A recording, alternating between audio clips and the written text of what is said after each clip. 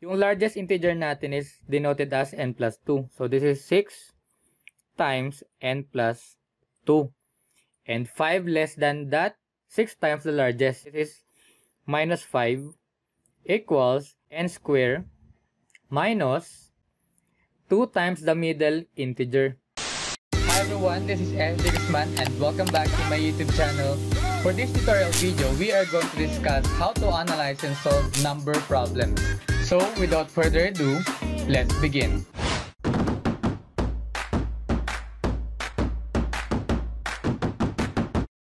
One of the types of word problems are the problems involving numbers. We can also call it as the number problem. So the simplest of all word problems, ito nga yun, are those that involving finding numbers. So most of these problems will tell us how two or more numbers are related to each other. So ano ba yung mahirap na part when it comes to solving word problems, especially itong number problems? The hardest thing about solving word problems is the part where we have to analyze the English words. Kasi in word problems, the part where we have to analyze the English words and kung paano natin sila ita-translate into mathematical equation. So usually, kapag nasa mathematical equation na tayo, madali na lang. So the actual math involved is often fairly simple, but figuring out the actual equation, yun yung mahirap na part. So basically, there is no definite rule on answering a word problem. Pero, madaming steps and keywords na kailangan nating tandaan para ma-analyze and ma-solve yung isang word problem. And sa description, makikita natin, there are several keywords that might help us in solving word problems. We have for addition, subtraction, multiplication, division, and even some keywords in equals. In solving word problems, one of the important steps is to read and analyze the whole problem very carefully until yung conditions are all clear. And next is we have to determine the given and set what is to be found. So if we have to draw some figure, diagram, or label, or whatever, we have to do it. So after that, we have to use some formulas connecting the known quantities with unknown quantities. And then, i-represent natin yung unknown quantities na yun by a variable. Let's say, pwedeng x, pwedeng y, it depends.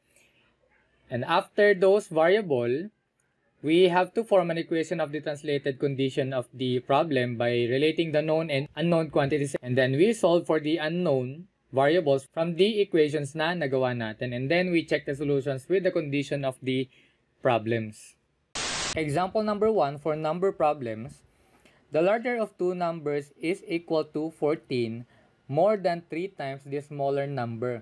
Find the smaller number if their difference is 38. So as we read the problem, we can see that medyo complicated yung ating word problem. So one of the most important step of any word problem is to find a way to use a variable to represent the unknowns in the problem.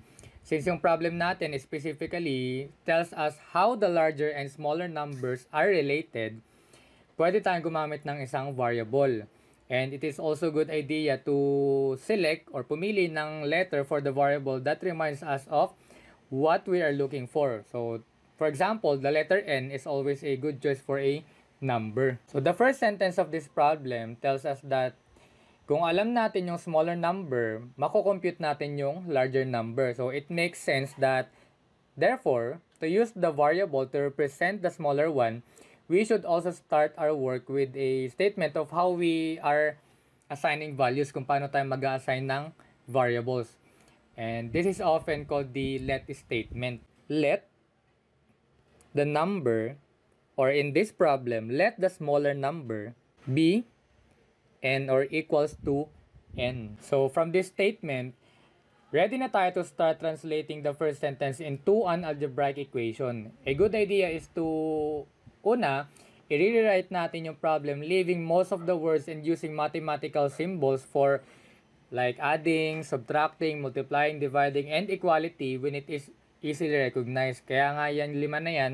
Again, sa description natin, meron tayong special keywords na makakatulong sa atin sa pag-solve ng word problem. So, this would give us, say, larger number is equal to 14 more than 3 times smaller number. From the keywords na makikita natin sa description, ang ibig sabihin ng more than, ito, is to add to that something. So, ibig sabihin yung larger number, meron tayong makikita ditong 3 times smaller number. So, ang ibig sabihin niya is 3 times smaller number. Or meron tayong variable for smaller number which is n. Ito, pwedeng isulat natin siya as 3n. 3 times the smaller number. And meron tayong 14 more than. Again, sa keywords natin, sa description, pag sinabing more than is, i-add natin siya. 14 more than, meaning to add 14.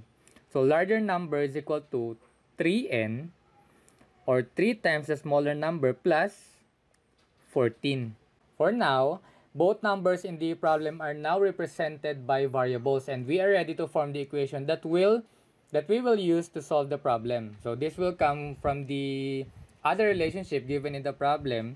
Meron pa tayong isang condition dito, nakalagay is, their difference is 38. Again, kailangan nating i-translate muna yung operation symbols and write the remaining words. So, we should realize again that finding a difference means to subtract. Makikita natin yan again sa description natin sa keywords for subtraction. And if the difference is positive, we are taking the smaller from the larger. Or in Tagalog, kapag positive yung difference na given sa atin, ibig sabihin, bumawas tayo ng maliit na portion na number dun sa mas malaking number and we get larger number minus smaller number equals 38. Ito yung pangalawang condition natin. So, substituting our variable gives us, ang smaller number is denoted as n. So, this is minus n equals 38. And yung larger number is equal to 3n plus 14. And simplifying and solving for the lone variable natin, which is yung n, nag-iisa lang siyang variable dyan. So, we can solve for n. Simplifying, we have 3n minus n is 2n plus 14 equals 38. So, i-transfer natin yung 14 sa kabila. We have 2n equals 38 minus 14 is 24. Divide both sides by 2. We have n na lang dito and this is 24 divided by 2. This is 12. Therefore, ang smaller number natin is 12. Para malaman natin yung larger number, if ever hinahanap siya, since sa problem natin ang hinahanap lang naman is yung smaller number, na-solve na natin. In case na hinahanap yung larger number, gagamitin lang natin yung equation na nagawa natin for larger number which is eto. So, larger number is equal to, we have 3n, ang n natin is 12, yung smaller number, plus 14. So, larger number is equal to, 3 times 12 is 36 plus 14, we have 50. Ito yung value ng larger number natin. And to check, kung tama ba yan, meron pa tayo sa pang condition which is yung larger number minus smaller number is 38. So, we have 50 minus 12 and tama nga na this is 38. So, ibig sabihin, yung smaller number natin which is 12 na na-solve natin is correct. So, sometimes one of the relationships regarding numbers is given indirectly. That is, it might be hidden in keywords or key phrase which is again given in the description. So, this is example number 1. Separate 70 into two parts so that 5 times the smaller part is equal to 14, more than twice the larger number. The problem is asking for two different numbers na kapag pinag-combine natin is 70. That's why sabi niya dito is separate 70 into two parts. We can assign a variable n to the smaller part. So, let n equals or let n be the smaller part. The larger part must be what is left when n is taken away from 70. So, yung larger part natin is equal to 70 minus n. From the problem, kung itatranslate natin yung operations, meron tayong makikita dito na 5 times the smaller part. Ito siya. So, 5 times, and multiplication yan, 5 times the smaller part is equal to 14 more than twice the larger part. Now, we have to take a look at the phrases on the right side of the equation. Itong equation na to, makikita natin specifically yung keywords na more than at saka yung twice. So, we must realize from the keywords na given sa description natin that To have more than something means to add to that something.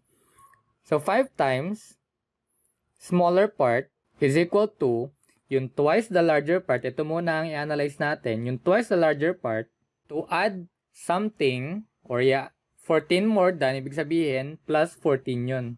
Next, we use the fact that to have twice, yung twice na nakalagay dito, something means to multiply that number by 2. 5 times smaller part, yung smaller part is already denoted sa n, ito siya. So, pwede na natin siyang sulat as 5n equals twice the larger part. So, ibig sabihin, this is 2 times the larger part plus 14. We are ready to substitute our variable expressions finally for the smaller and larger parts, which is sa smaller part, nagawa na natin yung n, yung larger part na lang. So, this is 5n equals 2 times, ang larger part natin na equation is 70 minus n. This is 70 minus n plus 14. Solving in the usual way, alam na natin na we only have one variable. We solve for n. This is 5n equals 2 times 70 is 140. 2 times n is 2n negative plus 14. Combining like terms, ilipat natin yung 2n. Sa left side of the equation, we have 5n. Magiging positive 2n equals 140 plus 14. So we have 7n equals 154. And dividing both sides by 7, 154 divided by 7 is equal to 22. So that means the smaller part is 22. To solve for the larger part, ang equation natin is 70 minus n.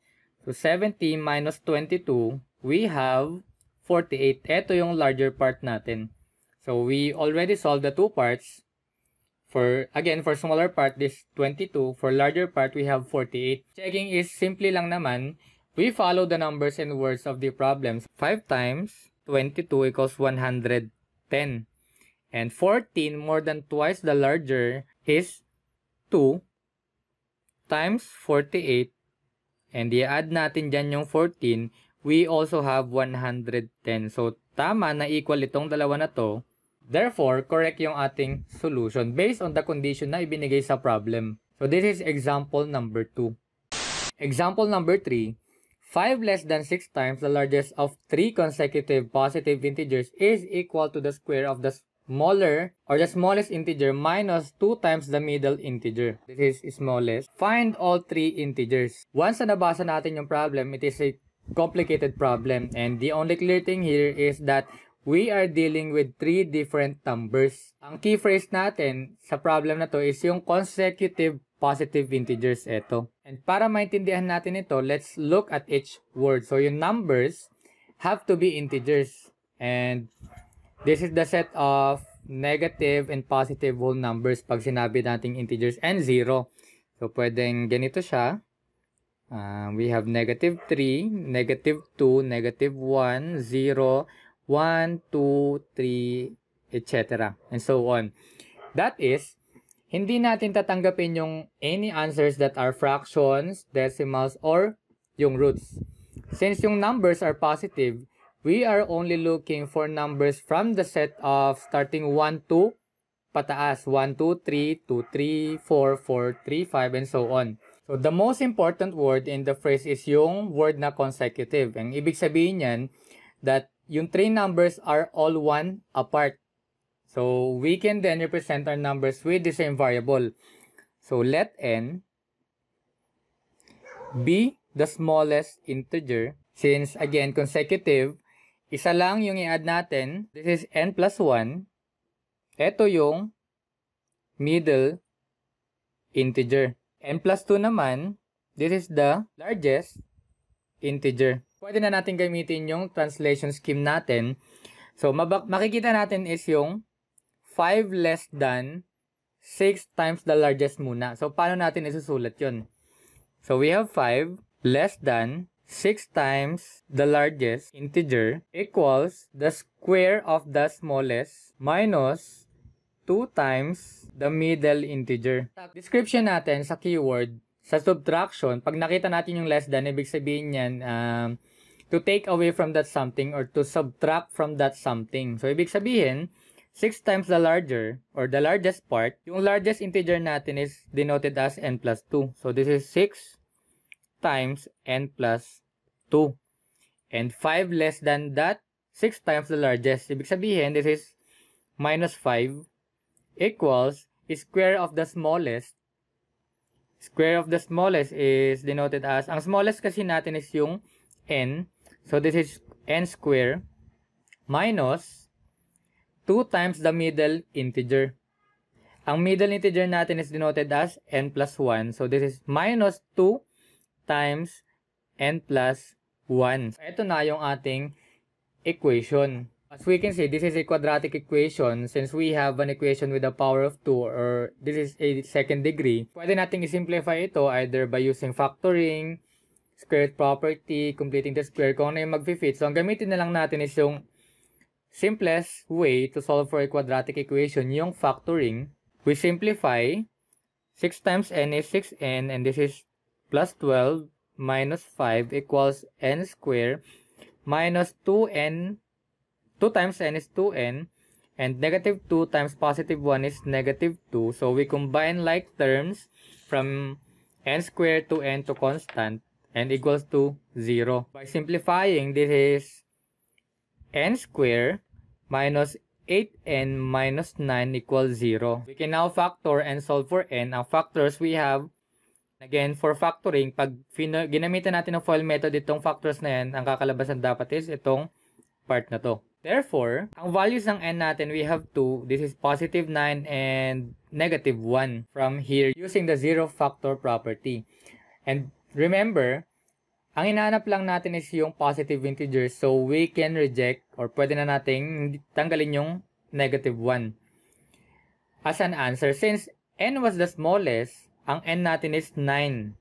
Yan yung smallest integer. Ibig sabihin, yung middle integer natin, using this equation, we have n plus 1. This is 10. And ang largest integer natin is 11. Ito yung ating 3 integers na requirement for this problem. To check, we simply use the numbers and follow the words of the problem. Say we have 5 less than 6 times, or ito, gagamitin natin ito, substitute natin yung 9. 6 times 9 plus 2 minus 5 is 61. And ito namang part na to, n square or 9 square minus 2 times 9 plus 1 is 61 din. Tama yung ating nakuhang answer. Take note that not all consecutive integer problems will give rise to quadratic equations. So this is example number 3.